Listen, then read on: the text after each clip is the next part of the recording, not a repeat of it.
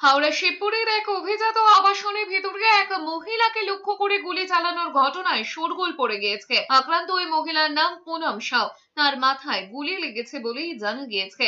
তাকে প্রথমে হাওড়ার বেসরকারি হাসপাতালে ভর্তি করা হয়। পরবর্তী ক্ষেত্রে অবস্থার অবনতি হওয়ায় তাকে উদ্ধার করে কলকাতা হাসপাতালে ভর্তি করানো হয়েছে।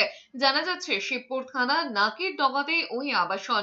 সকালে গুলির শব্দ শুনতে পান আবাসনের বাসিন্দারা। পরে পুনমকে রক্তাক্ত অবস্থায় পড়ে থাকতে দেখেন। দ্রুত আবাসনের নিরাপত্তা রক্ষীরা খবর দেন থানায়। তাকে উদ্ধার করে হাসপাতালে নিয়ে যাওয়া হয়। চিকিৎসকরা জানিয়েছেন অতিরিক্ত রক্তক্ষরণ হয়েছে।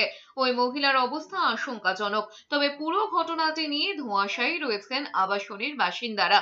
কারা গুলি করলো, বাইরে থেকে কোনো আততায়ী ঢুকেছিল আবাসনে নাকি পরিচিত কেউ গুলি করেছেন তা স্পষ্ট নয়। শিবপুর থানার পুলিশ ঘটনার তদন্ত শুরু করেছে।